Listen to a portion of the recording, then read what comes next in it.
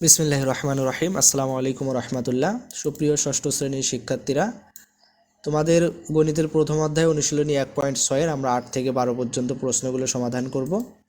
তো এখানে 8 নম্বর প্রশ্নে বলা হচ্ছে যে 1 ইঞ্চি সমান 2.54 সেন্টিমিটার হলে 8.5 ইঞ্চি সমান কত সেন্টিমিটার। খুবই সহজ প্রশ্ন।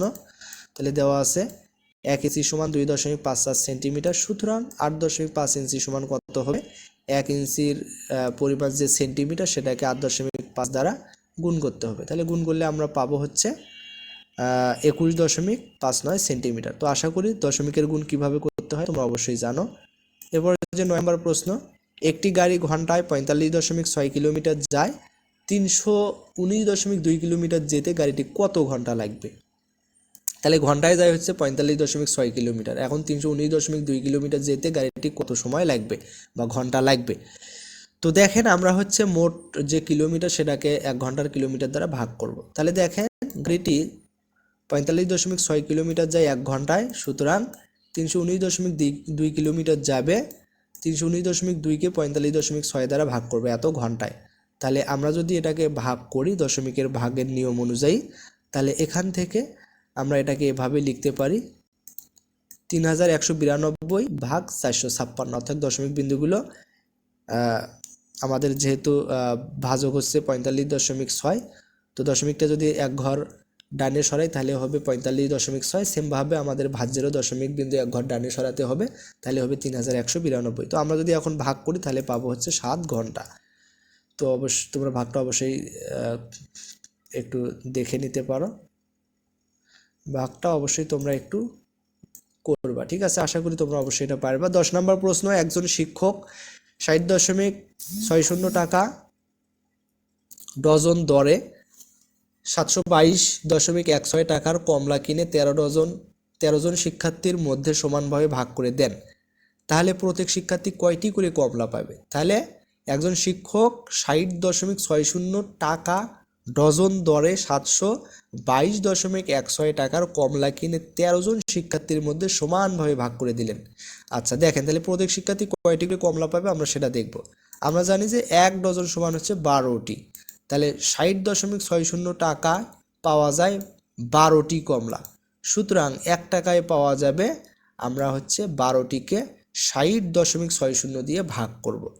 এরপরে 722.16 টাকায় পাওয়া যাবে, তাহলে 1 টাকায় যেটা পাওয়া গেল সেটাকে এত দ্বারা আমরা গুণ করব। তাহলে আমরা যদি ক্যালকুলেশন করি, এখানে সর্বপ্রথম আমরা হচ্ছে ব্র্যাকেটের কাজটা করব, গুণন, সেটাকে আমরা 60.60 দ্বারা ভাগ করব। তো ভাগ করলে আমরা পাবো হচ্ছে 143টি কমলা। তাহলে এখান থেকে আমরা কি পাইলাম যে 13 জন শিক্ষার্থী কমলা পায় 143টি, সুতরাং আমরা বলতে পারি যে একজন শিক্ষার্থী কমলা পায় 143কে 13 দিয়ে ভাগ করলে হবে 11টি। তাহলে আমরা বলতে পারি সঠিক উত্তর 11টি। এরপরে যে 11 নম্বর প্রশ্ন আছে যে একটি বাঁশের 0.15 অংশ কাদায়, 0.65 অংশ পানিতে আছে, যদি পানির উপরে বাঁশটির দৈর্ঘ্য 4 মিটার হয় তাহলে সম্পূর্ণ বাঁশটির দৈর্ঘ্য কত। তাহলে ধরি বাঁশটির সম্পূর্ণ বাঁশটি হচ্ছে 1 অংশ, তাহলে বাঁশটির কাদায় ও পানিতে আছে 0.15 যোগ 0.65, তো এই দুটো যদি আমরা যোগ করি তাহলে আমরা পাবো 0.80 অংশ।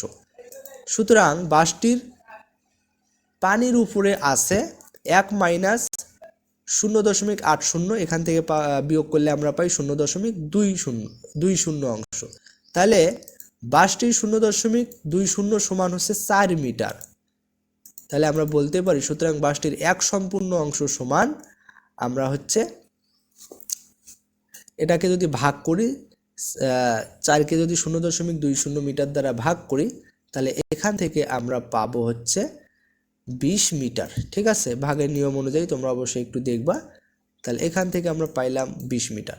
এখন যে 12 নম্বর প্রশ্নটা সেটা হচ্ছে যে আব্দুর রহমান তার সম্পত্তির 0.125 অংশ স্ত্রীকে দান করলেন, বাকি সম্পত্তির 0.50 অংশ পুত্রকে ও 0.25 অংশ কন্যাকে দেওয়ার পরও তিনি দেখলেন যে তার অবশিষ্ট সম্পত্তির মূল্য হচ্ছে 3,15,000 টাকা। আব্দুর রহমানের সম্পত্তির মোট মূল্য কত। তো দেখেন, ধরি আব্দুর রহমানের মোট সম্পত্তি হচ্ছে 1 অংশ, তাহলে আব্দুর রহমান স্ত্রীকে দান করলেন 0.125 অংশ। সুতরাং স্ত্রীকে দেওয়ার পর বাকি সম্পত্তি কত হবে? 1 মাইনাস 0.125। তো এখান থেকে আমরা যদি বিয়োগ করি তাহলে আমরা পাবো হচ্ছে 0.875। অর্থাৎ এখানে যেহেতু দশমিকের পরে 3টা অঙ্ক আছে, তোমরাও এখানে হচ্ছে 1-এর পরে দশমিক দিয়ে 3টা শূন্য বসে বিয়োগ করলে এটাই পাবা 0.875 অংশ। এখন এই বাকি সম্পত্তির মধ্যে পুত্র ও কন্যাকে দিলেন হচ্ছে এত অংশ, 0.50 যোগ 0.25 অংশ, তাহলে যোগ করলে হবে 0.75 অংশ। সুতরাং পুত্র ও কন্যাকে দেওয়ার পর অবশিষ্ট সম্পত্তি, তাহলে আমরা যদি এটা যদি বিয়োগ করি এক অংশ থেকে এটা যদি আমরা বিয়োগ করি সম্পত্তি, আচ্ছা, তাহলে পুত্র ও কন্যাকে দেওয়ার পর অবশিষ্ট সম্পত্তি থাকে হচ্ছে 0.875 এর 1 মাইনাস 0.75 অংশ। ঠিক আছে, তো এর পরিবর্তে আমরা হচ্ছে গুণন চিহ্ন দিতে পারি। তাহলে দেখেন আমরা যদি এখানে এরটা দিলাম, অর্থাৎ আমরা হচ্ছে 1 থেকে যদি 0.75 বাদ দিই তাহলে হয় হচ্ছে 25। তাহলে এখন আমরা এর কাজটা করতে পারি। ঠিক আছে, ব্র্যাকেটের কাজ করে এরপরে এর কাজটা করতে পারি। তাহলে এর পরিবর্তে আমরা গুণন চিহ্ন দিতে পারি। এখন আমরা গুণনের নিয়ম অনুযায়ী যদি গুণ করি তাহলে আমরা এখান থেকে পাবো হচ্ছে 0.21875 অংশ। তাহলে প্রশ্ন মতে আমরা কি লিখতে পারি? এই যে তার যে অবশিষ্ট অংশ, এই অংশটার মূল্য হলো 3,15,000 টাকা। সুতরাং এক বা সম্পূর্ণ অংশের মূল্য কত হবে এটাকে যদি আমরা ভাগ করি তাহলে এখান থেকে আমরা পাবো হলো এত টাকা। তাহলে একক, দশক, শতক, হাজার, অযুত, লক্ষ, নিযুত 14,40,000 টাকা। তো আশা করি তোমরা অবশ্যই এটা বুঝতে পেরেছো। কোথাও কোনো সমস্যা হলে অবশ্যই কমেন্টে জানাইতে পারো। পরবর্তীতে আমরা নমুনা যে প্রশ্নগুলো আছে সেগুলো সমাধান করবো ইনশাল্লাহ। তো সবাই সুস্থ থাকো, ভালো থাকো, আল্লাহ হাফেজ।